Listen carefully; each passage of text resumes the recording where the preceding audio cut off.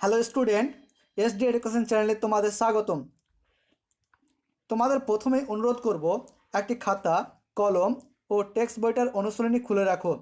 তোমরা যেহেতু অনেক ছোট, তাই উত্তরগুলি আমি তোমাদের খুব ধীরে ধীরে বলবো, আর তোমরা তা খাতায় লিখে নেবে। যেগুলো তোমাদের কঠিন মনে হবে, অর্থাৎ যেগুলোর উত্তর তোমরা পারছো না, সেই উত্তরগুলি তাহলে তোমরা নিশ্চয় বুঝে গেছো যে উত্তরগুলো তোমাদের জানা নেই বা সন্দেহ হচ্ছে, সেগুলো উত্তর লিখে নেবে।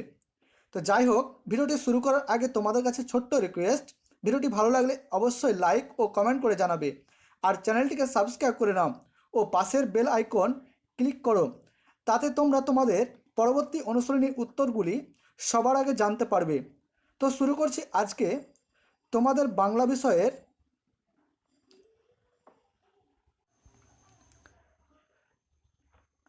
এতুয়া মুন্ডার কাহিনী, মহাশ্বেতা দেবীর লেখা।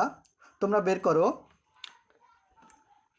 তো আমি এতুয়া মুন্ডার কাহিনীর যে অনুশীলনীগুলো আছে, সেগুলো সম্পূর্ণ আমি তোমাদের উত্তর ও প্রশ্ন নিয়ে আলোচনা করব। তোমরা একে একে লিখে নেবে। তো তোমরা প্রথমে অনুশীলনী বের করো।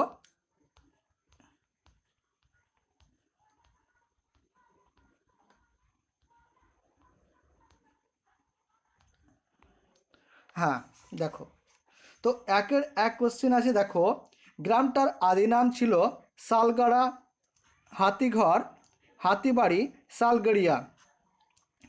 তো এখানে দেখো, তোমরা একটু সমস্যায় পড়তে পারো। অনেক সময় তোমরা মনে করো হাতিঘর হতে পারে, কিন্তু তোমাদের যখন বলবে আদি নাম কী ছিল, তখন কিন্তু তোমরাকে লিখতে হবে শালগড়িয়া। তাহলে উত্তরটা তোমরাকে এইভাবে লিখতে হবে। উত্তর, আগে কোশ্চেনটা লিখে নেবে, তারপর উত্তর, গ্রামটার আদি নাম ছিল ড্যাশ, শালগড়িয়া। তাহলে হাতিঘর নয়, তাহলে গ্রামটার আদি নাম ছিল শালগড়িয়া। তারপরে দেখো কোশ্চেন, মতিবাবু ছিলেন গ্রামের আদি পুরুষ, ভগবান, জমিদার, মাস্টার। তাহলে মতিবাবু ছিলেন গ্রামের জমিদার। তারপরে দেখো, এতুয়া শব্দটির অর্থ রবিবার, সোমবার, বুধবার, ছুটির দিন। তাহলে এতুয়া শব্দের অর্থ ড্যাশ, রবিবার। তারপরে দেখো, সুরবীর ছিলেন একজন সর্দার, আদিবাসী রাজা, বনজীবী, যাত্রাশিল্পী। তাহলে উত্তর হবে সুরবীর ছিলেন একজন ড্যাশ, আদিবাসী রাজা।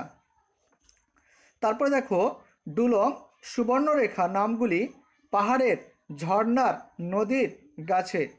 তাহলে উত্তর হবে ডুলং, সুবর্ণরেখা নামগুলি ড্যাশ, নদীর। তারপরে দেখো, উপযুক্ত শব্দ বসিয়ে বাক্যটি সম্পূর্ণ করো। দেখো, দুইয়ের এক কোশ্চেন দেখো, আর হাতিশালাটা ছিল ড্যাশ, ড্যাশের জায়গায় উত্তর বসবে পাথরের, পয়াকার থ, রয়কার র, পাথরের। তারপরে কোশ্চেন দেখো, এতুয়ার দাদু বলে এক সময় এটা ছিল আদিবাসী গ্রাম। তাহলে আ দয়সী, বয়াকার দন্ত শয়ে দীর্ঘী। তারপর দেখো, গ্রামের বুড়ো সর্দার মঙ্গল নাতিটার দিকে তাকায়। তাহলে এখানে মঙ্গল হবে, ড্যাশের জায়গায় হবে মঙ্গল, ম যুক্ত ল, মঙ্গল। তারপরে দেখো, তবে জঙ্গল তো মা, তাহলে ড্যাশে হবে মা। তারপর কোশ্চেন দেখো, ড্যাশ স্কুলের চালাঘরের কোল দিয়ে পথ। এখানে হবে প্রাইমারি, পরফলা আকার, হস্যই, ময়াকার, রয় হিসি, প্রাইমারি। তারপরে চলো, তারপরে দেখো অর্থ লেখো। তিন দাগে দেখো অর্থ লেখো। গর্জন, তাহলে গর্জন মানে আওয়াজ বা শব্দ। তারপরে দেখো বাগাল, তাহলে বাগাল মানে রাখাল। তারপরে গুঞ্জন, তাহলে গুঞ্জন মানে হচ্ছে গুনগুন শব্দ। গোড়া, গোড়া মানে শুরু বা শুরুর অংশ বা প্রথমও তোমরা লিখতে পারো। তারপরে দেখো, চার দাগের কোশ্চেন, বিপরীতাত্মক শব্দগুলি লেখো, অর্থাৎ বিপরীত শব্দ লেখো। দেখো পূর্বপুরুষ, তাহলে উত্তরপুরুষ। তাহলে পূর্বপুরুষের বিপরীত হচ্ছে উত্তরপুরুষ। আদি, অন্ত। কচি থেকে বুড়ো, শুকনো থেকে ভিজে, বিশ্বাস থেকে অবিশ্বাস, বা কেউ কেউ সন্দেহ লিখতে পারো, অসুবিধা নেই। দুটোর মধ্যে যে কোনো একটা লিখলেই হবে। বিশ্বাস থেকে অবিশ্বাসও হবে এবং সন্দেহ হবে। তারপরে দেখো সমর্থক শব্দ লেখো। তাহলে জল থেকে তোমরা লিখতে পারো বাড়ি, কিন্তু একটু তোমরা খেয়াল রাখবে বয়াকার ডয় শূন্য রয় হিস্যি কিন্তু নয়। তাহলে বয়াকার রয় হিস্যি বাড়ি। তারপরে দেখো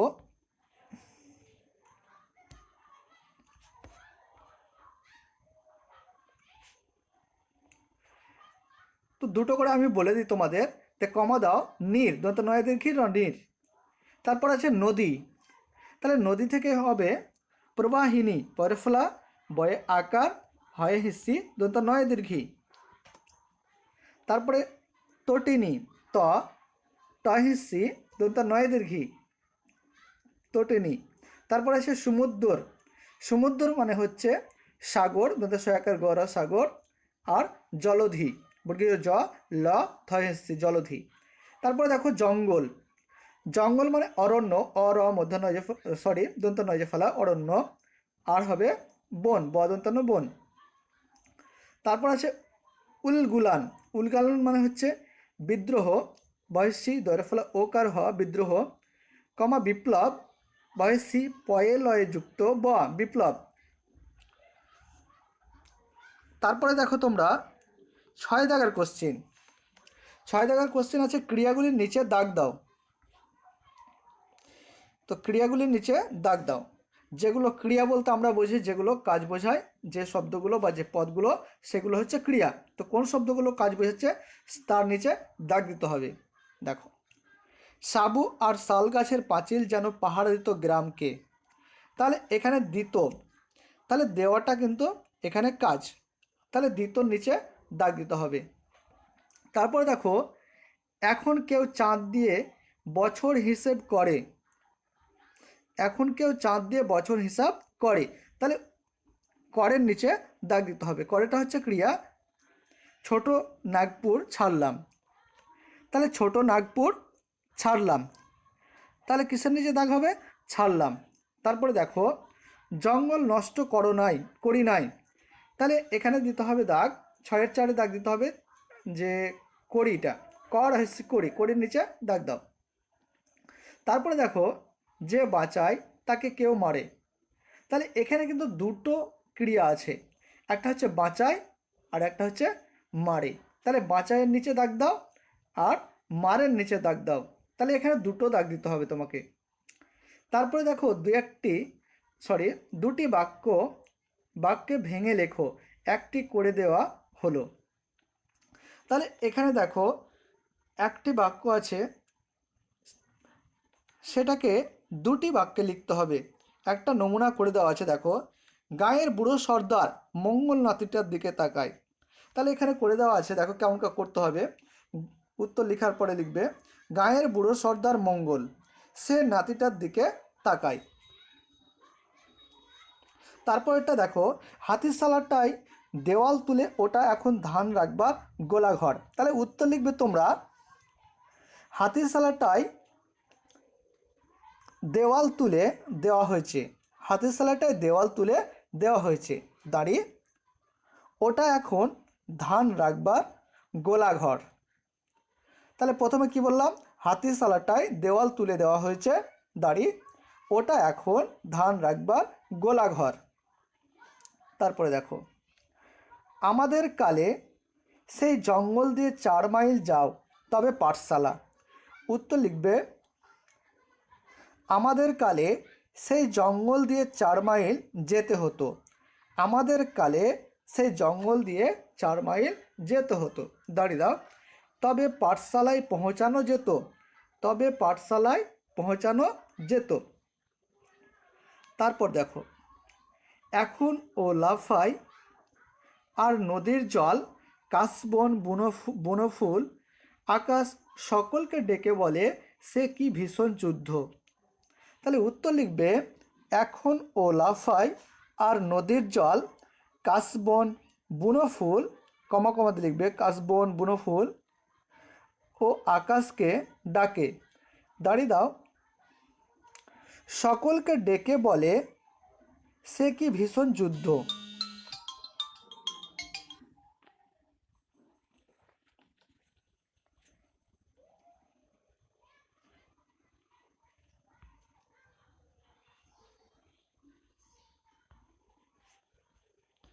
তারপরে দেখো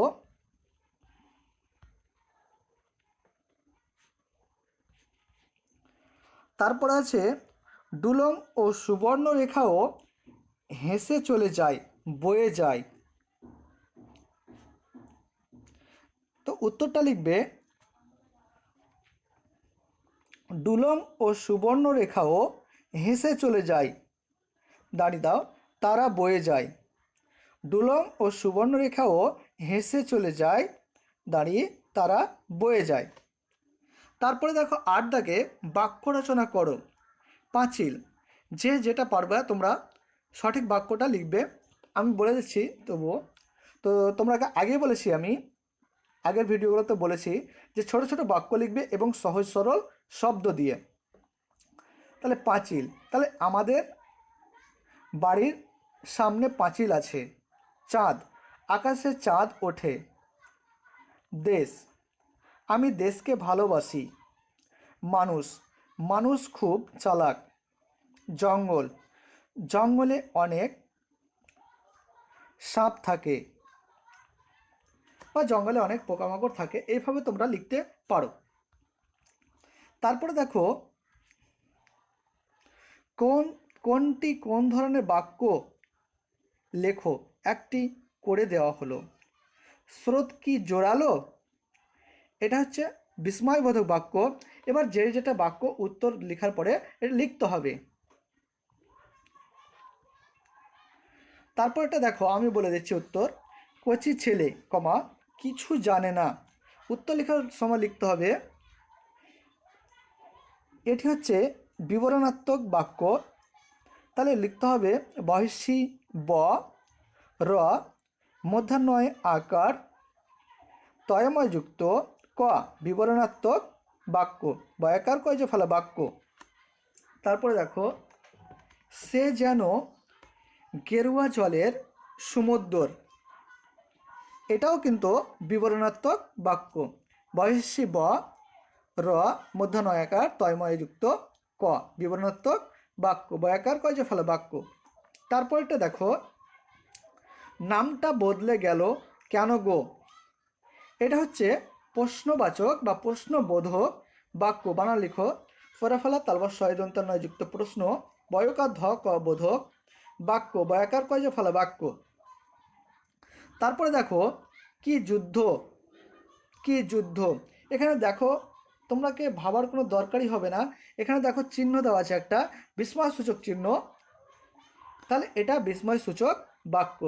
তোমরা দুটো জিনিস চিনতে পারবে ভালো করে, এক হচ্ছে প্রশ্নসূচক বাক্য এবং 2 বিস্ময়সূচক বাক্য। এখানে দেখো জিজ্ঞাসা চিহ্ন দেওয়া থাকলেই, প্রত্যেকটা জিজ্ঞাসা চিহ্ন দেওয়া থাকলেই এটা কিন্তু প্রশ্নবোধক বা প্রশ্নবাচক বাক্য প্রত্যেকটাই। সে যাই থাকবে থাক, যদি জিজ্ঞাসা চিহ্ন থাকে তাহলে সেটা কিন্তু প্রশ্নবোধক বাক্য। আর এখানে যদি এই রকম থাকে বিস্ময়সূচক মানে চিহ্ন থাকে তাহলে কিন্তু সেটা বিস্ময়সূচক বাক্য হবেই। তারপরে দেখো কোনটি কোন শব্দ ঝুড়ি থেকে বেছে নিয়ে আলাদা করে লিখুন। তাহলে এখানে দেওয়া আছে বিশেষ্য, বিশেষণ, সর্বনাম, অব্যয়, ক্রিয়া। তাহলে তোমরা আগেই জেনেছো যে বিশেষ্য কী জিনিস, বিশেষণ কী জিনিস, সর্বনাম কী, অব্যয় কী, ক্রিয়া কী। তো তোমরাকে দেখো উত্তর বলে দিচ্ছি কোন ঘরে কোনটা বসবে। দেখো এখানের মধ্যে এই ঝুড়ির মধ্যে থেকে তোমাকে নিতে হবে। তাহলে বিশেষ্যর ঘরে বসবে লড়াই কমা শিকার। বিশেষণের ঘরে বসবে বুড়ো, ছোট্ট।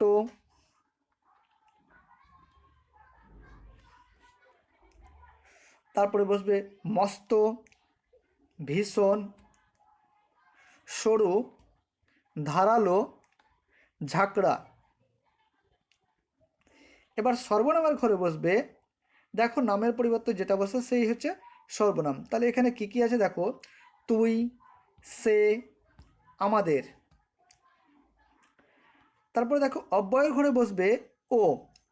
অব্যয় তোমরা চিনে রাখবে, ও, কিন্তু, এবং, এই তিনটা হচ্ছে অব্যয়। আর একটা আছে সেটা হচ্ছে কমা।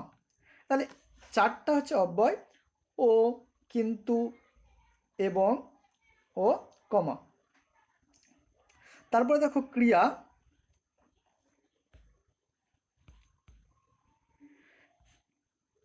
ক্রিয়া দেখো রাখে, চড়ায়,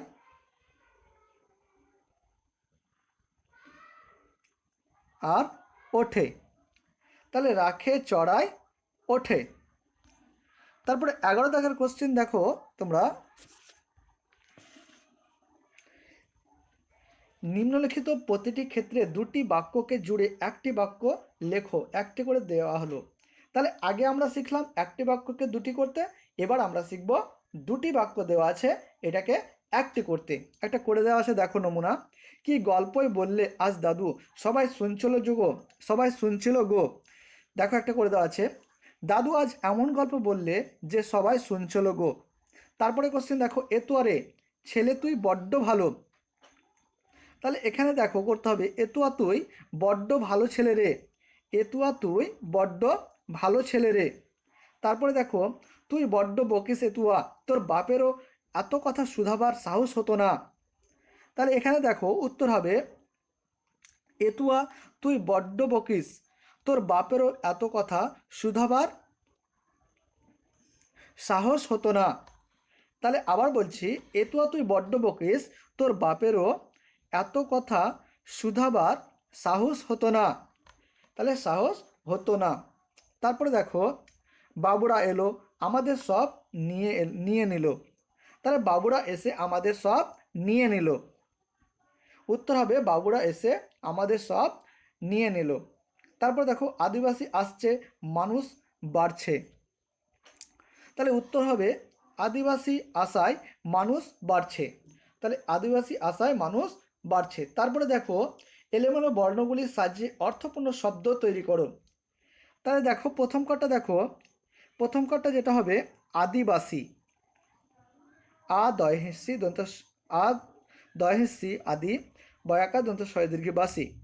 তারপরে দেখো তারপরটা হবে সুবর্ণরেখা, দন্ত শয়রুস্যু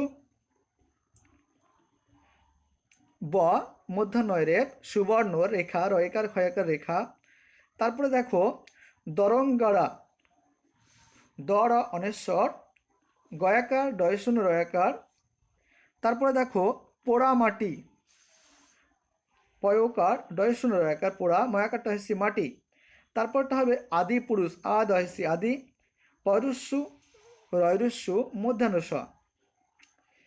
তারপরে দেখো 13 দাগের কোশ্চেন, এলোমেলো শব্দগুলির সাহায্যে অর্থপূর্ণ বাক্য তৈরি করো। এখানে দেখো উল্টাপাল্টা করে শব্দগুলো দেওয়া আছে, সেটাকে একটা বাক্য তৈরি করতে হবে।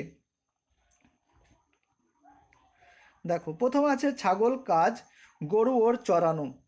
তাহলে এখানে দেখো লাইনগুলো পুরোটাই মিলছে না, কিন্তু তোমাকে বাক্য, সঠিক বাক্য তৈরি করতে হবে এই শব্দগুলো দিয়েই। তাহলে এটা হবে ওর কাজ ছাগল গরু চড়ানো, ওর কাজ ছাগল গরু চড়ানো। তারপরে দেখো তীর সনসন তারা তখন ছোড়ে। তাহলে এটা হবে তখন তারা তীর সনসন ছোড়ে। তারপরে দেখো আগে হাজার চাঁদ হাজার, আগে হাজার চাঁদ হাজার।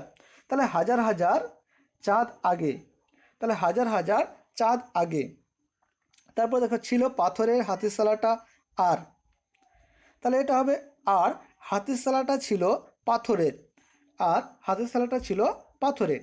তারপরে দেখো কোশ্চেন 13-5, সপ্তাহে হাট প্রতি বসে তো গ্রামে। তাহলে এখানে হবে,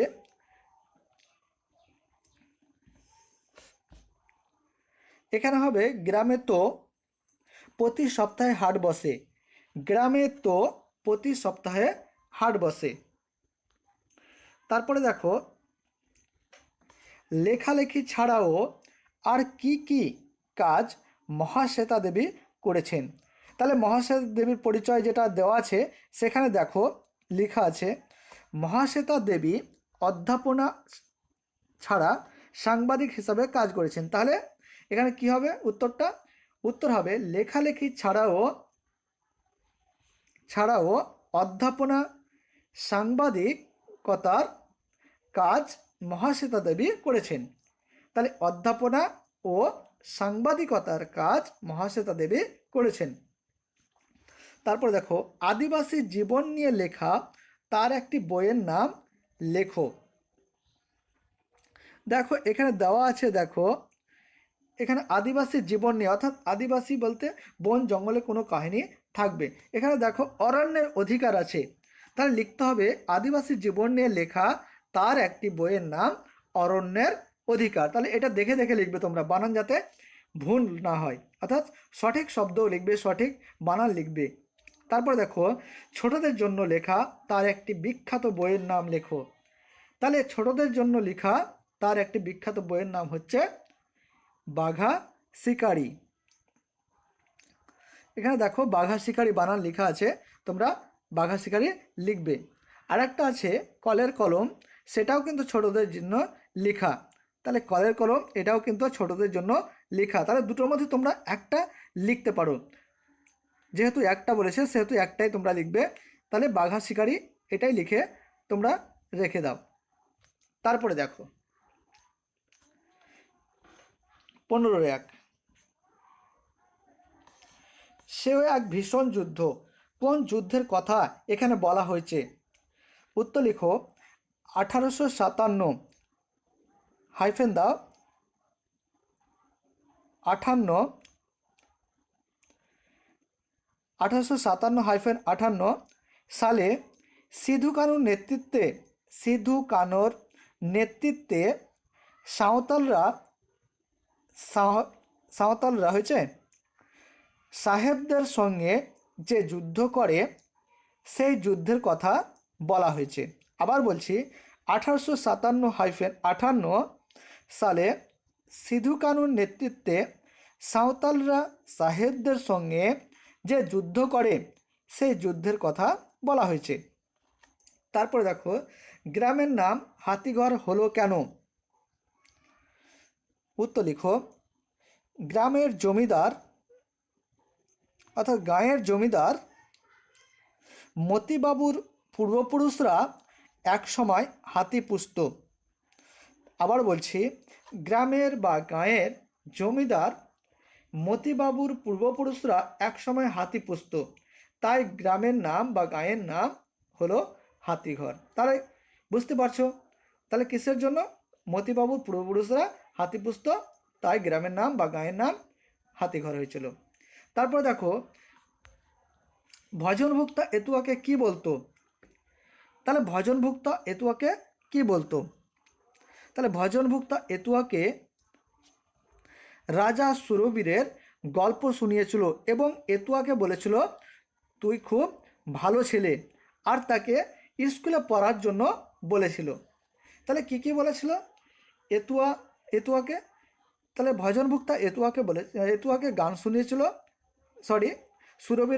রাজা সুরবীরের গল্প শুনিয়েছিল, আর কি বলেছিল যে তুই খুব ভালো ছেলে, আর তাকে বলেছিল যে তুই স্কুলে পড়বি।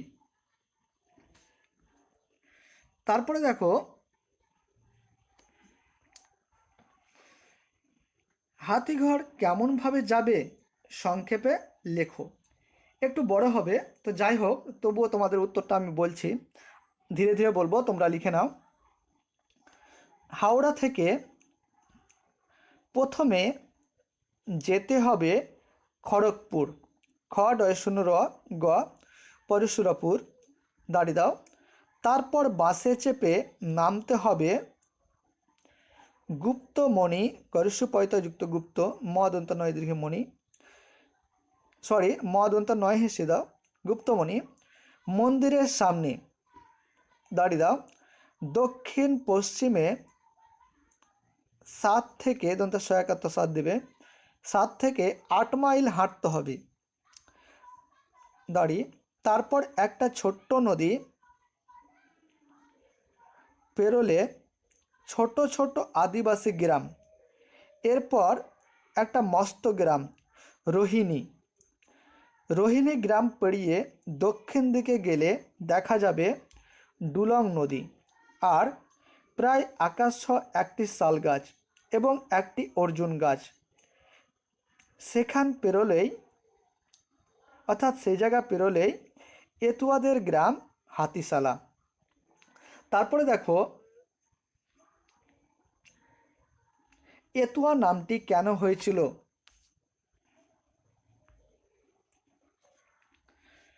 আদিবাসীরা অনেকে জন্মাবার দেখো আবার বলছি, আদিবাসীরা অনেকেই জন্মবারের সঙ্গে বানানটা লিখো, বর্গীয় জ দন্তা নয়ময় যুক্ত জন্ম বারের বয়াকার রয়কার র বারের সঙ্গে মিলিয়ে নাম রাখে। এতুয়া রবিবার জন্মেছিল, তাই জন্মবারের সঙ্গে মিলিয়ে নাম রাখা হয়েছিল এতুয়া। আবার বলছি, আদিবাসীরা অনেকে জন্মবারের সঙ্গে মিলিয়ে নাম রাখে। দাঁড়িয়ে দাও, এতুয়া রবিবার জন্মেছিল দাঁড়িয়ে, তাই জন্মবারের সঙ্গে মিলিয়ে নাম রাখা হয়েছিল এতুয়া। তারপরে দেখো এতুয়ার রোজকার কাজের বর্ণনা দাও। এটা একটু বড় হবে, তো তোমরাকে ধীরে ধীরে বলছি, তোমরা লিখে নাও। এতুয়া গ্রামের জমিদারের রাখাল হওয়ায় সে তার গরু ছাগল চড়াতো। দাঁড়িয়ে গরু চড়ানোর সময় টোকো আম দাও, শুকনো কাঠ মেটে আলু কুড়িয়ে নিত। দাঁড়িয়ে দাও, তার হাতে লাঠি আর বস্তা থাকতো। আবার দাঁড়িয়ে দাও, সে বস্তাতে সে কুড়িয়ে পাওয়া সব কিছু ভরে নিত। দাঁড়িয়ে দাও, সে পুকুর পাড় থেকে শাক তুলত আর পুকুরের মাছ ধরত। এই ছিল এতুয়ার রোজকার কাজের বর্ণনা। তারপরে দেখো এখন গ্রামে স্কুল, তবু ডট ডট ডট দেওয়া আছে, মানে আরও কিছু আছে। ড্যাশ বক্তা কে, আগে কি ছিল। দেখো উত্তর দেখো,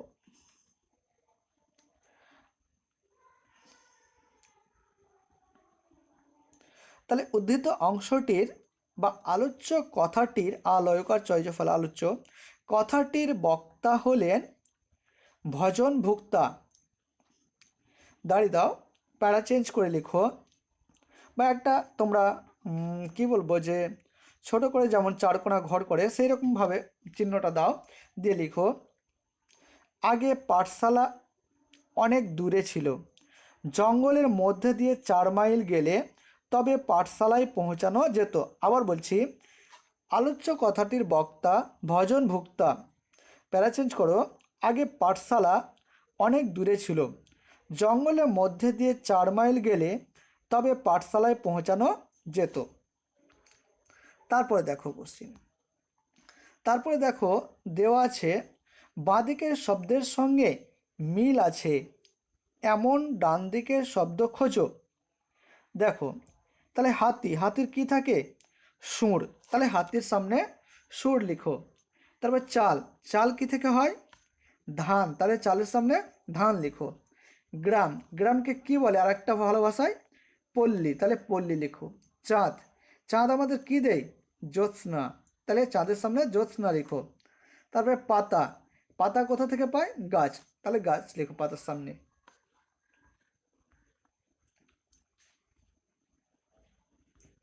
তারপরে দেখো সংকেতটি অনুসরণ করে একটি গল্প বানাম। নদীর পাড়ে সূর্য অস্ত গেল, কোনো গ্রামে মাদল বাজছে, পরব এসে গেল, এখানে সব স্কুলে ছুটি পড়ে গেছে। এবারের ছুটিতে আমরা বন্ধুরা মিলে, এবার তোমাকে এই অনুযায়ী তোমাকে নিজে খাতায় গল্পগুলো লিখতে হবে। অতটা তোমাদের পরীক্ষার জন্য এটা ইম্পর্টেন্ট নয়, তবু তোমরা যতটা পারবে তোমরা চেষ্টা করবে বাড়িতে, তোমাদের অভ্যাস হয়ে যাবে গল্প লেখার। তো যাই হোক, ভিডিওটি সম্পূর্ণ দেখার জন্য তোমাকে ধন্যবাদ। তো আবারও বলছি, তোমাদের প্রিয় চ্যানেল SD এডুকেশনাল চ্যানেলটিকে সাবস্ক্রাইব করে নাও। আর পরবর্তীতে তোমাদের প্রত্যেকটা বিষয়ের অনুশীলনী ও প্রশ্ন উত্তর নিয়ে আলোচনা করা হবে, আর তোমরা তা সহজেই তোমাদের পাঠকে কমপ্লিট করতে পারবে। তো এরপর তোমাদের যেটা আমি করে দেব, পাখির কাছে ফুলের কাছে, কবি আল মাহমুদের লেখা। এটা এরপরে আমি ভিডিও তোমাদের করে দেব, তোমরা একটু ভালোভাবে দেখে নেবে কোশ্চেনগুলো, তাহলে তোমাদের কাছে সম্পূর্ণ বিষয়টা ক্লিয়ার হয়ে যাবে।